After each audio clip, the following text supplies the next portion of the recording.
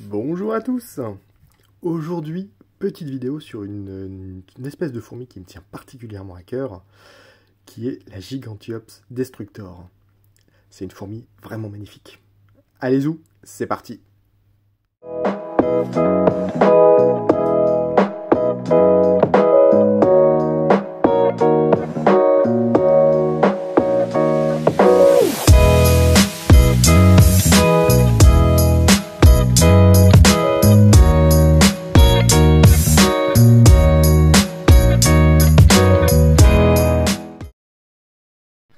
Après de très longues recherches et quelques échecs, il m'a été envoyé en janvier 2022, directement de Guyane, merci à celui qui me l'a envoyé, une GIN Gigantiops destructor.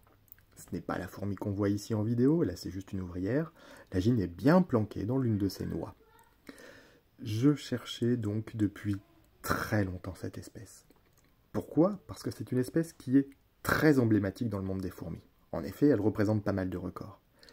C'est même cette fourmi, la Gigantiops destructor, qui a été choisie par Luc Passera en guise de couverture pour son livre Le monde extraordinaire des fourmis. Dans ce livre, on apprend que chacun de ses yeux est composé de plus de 4100 omatidies, des yeux simples. Toujours dans les livres, on parle de Gigantiops encore, dans le livre d'Audrey Dussautour et d'Antoine Wistracht, comme, je cite, l'une des stars du déplacement en forêt avec ses grands yeux de Bambi et des mandibules acérées. On est à peu près au niveau d'un monstre de sous-bois, quoi. Elle serait même d'ailleurs capable de mémoriser des séquences de labyrinthe et d'apprendre des repères visuels abstraits. Franchement, rien que ça me donne envie d'en avoir. En termes de terrarium, comme d'hab, couche de drain, un peu de substrat.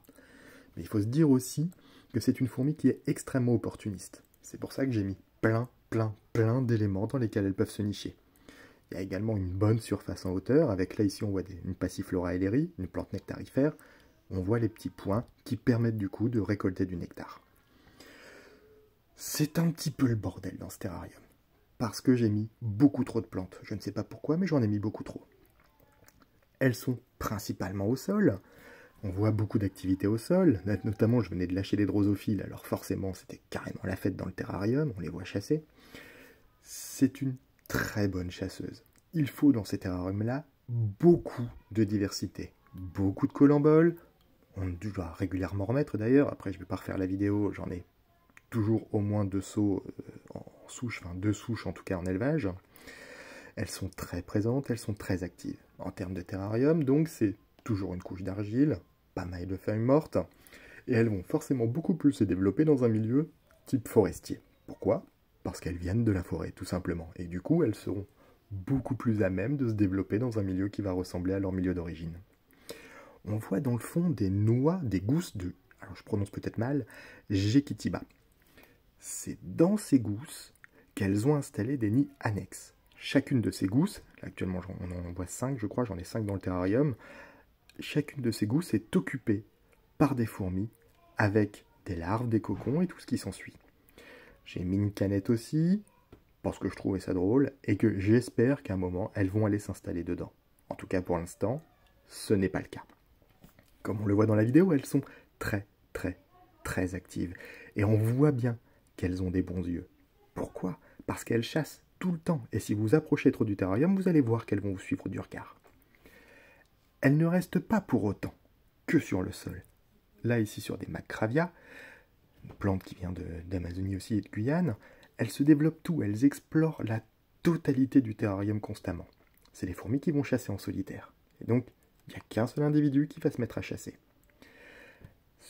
En termes de maintien, je les maintiens, on va dire, autour de 26-28 la journée, et ça descend à 22 la nuit.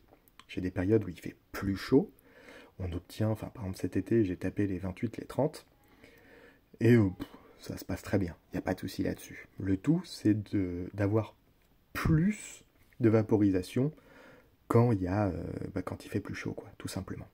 Je vous parlais des gousses de Jequitiba, veuillez m'excuser. Là, on le voit qu'elles sont toutes occupées par des fourmis. La vidéo est un peu dégueu, mais c'est toujours un peu compliqué de mettre ses mains dans le terrarium. Quand on s'approche des gousses, on voit les petites têtes qui sortent pour voir ce qui se passe. Les 5 gousses sont occupées par des fourmis. Elles font pas un gros nid comme ce qu'on peut voir pour des Camponotus, des espèces classiques. elles sont très opportunistes et elles vont nicher dans les différents espaces qu'on va leur proposer. Dans la nature, elles vont comme ça occuper pas mal les nids des grosses ponérines, comme par exemple les Paraponera dont elles partagent le milieu. C'est une espèce, d'après ce que j'ai vu, qui niche à l'ombre. Pourquoi? Dans la forêt, ça tombe sous le sens. J'ai un autre nid, pour faire voir leur opportunisme, qui est fait cette fois en béton cellulaire. Là, on voit dans le fond du terrarium, on voit l'entrée du nid en béton cellulaire. Elles occupent donc les 5 gousses de Jequitiba et un nid en béton cellulaire que j'avais fait pour ça. J'avais pas trop d'espoir pour ce nid. On le voit, ça c'est la face arrière du terrarium, où on voit qu'en fait elle n'occupe qu'une loge, on va dire, de ce nid en béton cellulaire. La vidéo est un petit peu crado, mais il y a pas mal de couvains, et je pense que la gyne reproductrice, en tout cas, est à l'intérieur. J'ai essayé de faire ce que je pouvais, mais franchement, avec la condensation et l'humidité, on voit pas grand-chose. Oh putain, non, la vidéo est carrément dégueulasse d'ailleurs, je suis désolé. En termes d'alimentation, comme les autres, sauf que c'est un peu mes chouchoutes, alors du coup je leur donne beaucoup de nourriture, on va dire, et comme d'hab, nourriture équilibrée. Il y a donc du columbol, là on le voit, elles se nourrissent sur un bout de blatte. Là on voit bien les mandibules acérées d'ailleurs dont parle Antoine Distrac dans son livre. Elles vont découper des petits bouts qu'elles vont ensuite ramener au nid. Franchement, elles sont fabuleuses. Leurs antennes gigotent tout le temps. Elles chassent en solitaire, mais si une ouvrière vient trouver de la nourriture, forcément elle va l'accompagner. Elles vont déchiqueter ça et elles vont ensuite les ramener au nid. C'est une espèce vraiment formidable qui fait aller, on voit un polymorphisme, on va dire, entre les premières ouvrières et les secondes et troisième générations, où au fur et à mesure on aura des individus qui seront de plus en plus gros. Je vous laisse regarder, c'est un vrai bonheur. Je m'en lasse pas. En termes de maintien, donc je vous ai dit, entre 22 degrés la nuit, 26 degrés le jour, ça peut monter à 28, ça va encore si c'est sur des moments courts. Sur ces terrariums-là, j'ai un système de brumisation automatique. J'ai classiquement une pulvérisation de 20 secondes tous les jours, et s'il fait trop chaud, on va jusqu'à 2-3 pulvérisations. Au niveau du sol, j'ai vraiment une microfaune qui se développe. Ici, on voit un mini millipède, j'ai envie de dire des iules, une petite espèce d'iule qui s'est installée. Et du coup, j'ai des colamboles, des cloportes, cette espèce de millipède, et tout ça va créer un environnement, on va dire, safe, un environnement qui... J'adore quand les fourmis vous regardent, en fait. Elles font des petites danses comme ça, elles s'aperçoivent, là, désolé, je filmais, et du coup, elle m'a dit, non, mais t'es qui, toi? C'est assez génial chez les fourmis. Revenons au sol. Le substrat, du coup, pour éviter d'avoir des acariens, est gavé de colamboles, de cloportes tropicaux, mais j'évite un peu trop de cloportes tropicaux, et ces petites espèces d'iules qui doivent faire, allez, on va dire 5 mm à tout péter. Comme ça me permet d'éviter d'avoir trop d'acariens, il y en aura forcément, mais il y en aura un petit peu moins que si je n'avais pas, du coup, cette souche au niveau du sol. Toujours pareil, les gousses de... j'arriverai jamais à le dire, Jequitiba, qui sont occupées. Et là, on voit du coup les fourmis, on voit leur environnement, on voit elles s'adaptent. C'est une fourmi qui saute aussi. C'est vraiment une fourmi géniale. Là, je m'approchais, la fourmi me regarde, tout simplement du genre « Mais t'es qui, toi? Pourquoi est-ce que tu me regardes ?» Ça, c'est un comportement que vous pouvez retrouver aussi chez des mantes. Les mantes, clairement, les mantes vont vous regarder aussi. Quand on pense que cette fourmi a plus de 4100 omatidie, donc des yeux simples, elle dispose d'une très bonne vue. Donc forcément, quand vous filmez les terrariums, qu'est-ce qu'elles font les fourmis? Elles vont vous regarder. Si elles n'ont pas peur plus que ça, de toute façon, elles vont vous regarder, elles pourraient même être parfois curieuses, donc elles vont grimper sur vos doigts. C'est pour ça qu'il faut faire régulièrement attention. Et quand j'ai fait ces images, j'ai laissé un peu le terrarium ouvert, et en fait, je me suis régulièrement retrouvé avec des fourmis sur les mains.